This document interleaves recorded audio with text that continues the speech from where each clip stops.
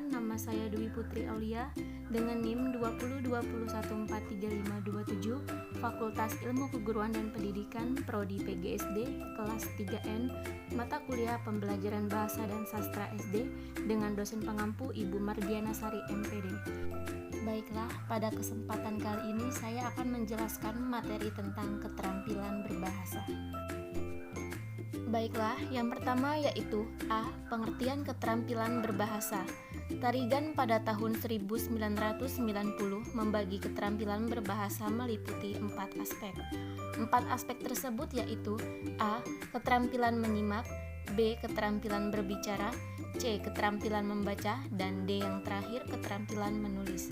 Setiap keterampilan itu erat sekali hubungannya dengan keterampilan lainnya dengan cara yang beraneka ragam.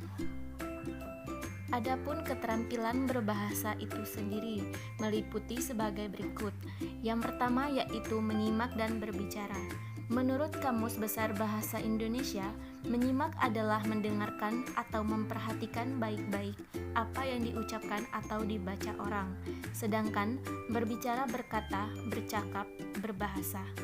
Antara berbicara dan menyimak terdapat hubungan yang erat.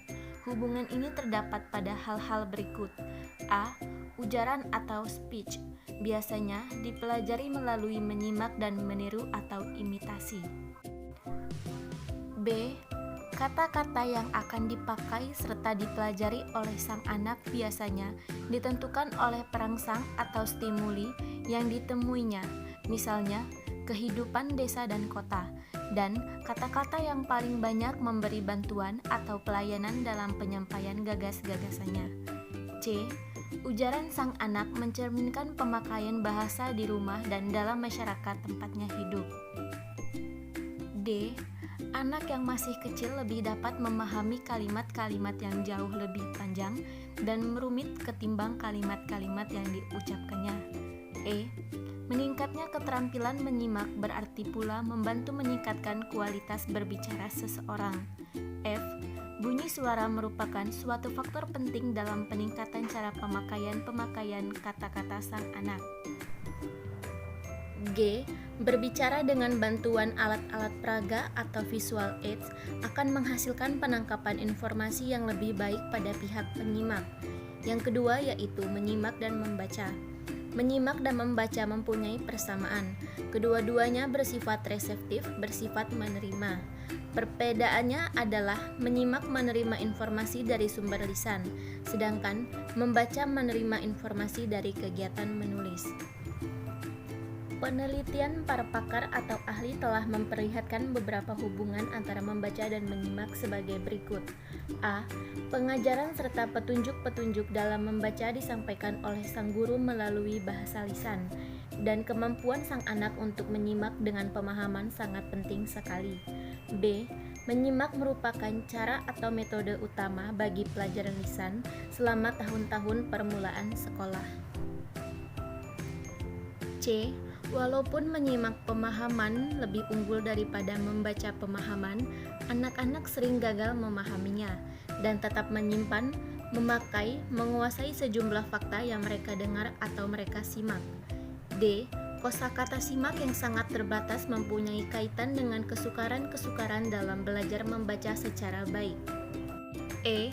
Menyimak turut membantu sang anak untuk menanggap ide pokok atau gagasan utama yang diajukan oleh sang pembaca. Kemudian ada tujuan menyimak dan membaca. Tujuan dan menyimak tersebut dapat kita uraikan sebagai berikut. Yang pertama, untuk membedakan dan menemukan unsur-unsur fonetik dan struktur kata lisan. Yang kedua, untuk mempergunakan cuplikan-cuplikan yang mengandung kata-kata bersajak. Ketiga, untuk memperkenalkan bunyi-bunyi, kata-kata, atau ide-ide baru pada penyimak. Yang keempat, menyimak secara terperinci agar dapat menginterpretasikan ide pokok dan menanggapinya secara tepat. Yang kelima, menyimak ide utama yang dinyatakan dalam kalimat topik atau kalimat petunjuk. Memahami kalimat penunjuk itu terjadi dalam posisi yang beraneka ragam. Kemudian yang ketiga yaitu berbicara dan membaca. Berbicara ialah bentuk komunikasi dengan menggunakan media bahasa, Berbicara merupakan proses penuangan gagasan dalam bentuk ujaran-ujaran. Kemampuan tersebut mencakup ujaran yang jelas dan lancar, kosakata yang luas dan beraneka ragam, penggunaan kalimat-kalimat lengkap dan sempurna bila diperlukan, pembedaan-pembedaan pendengaran yang tepat, dan kemampuan mengikuti serta menelusuri perkembangan suatu cerita. Aneka hubungan antara bidang kegiatan lisan dan membaca telah dapat kita ketahui dalam beberapa telaah penelitian, antara lain a. Pemforma atau penampilan membaca berbeda sekali dengan kecakapan berbahasa lisan. B. Pola-pola ujaran orang yang tuna aksara atau buta huruf mungkin sekali mengganggu pelajaran membaca bagi anak-anak. C.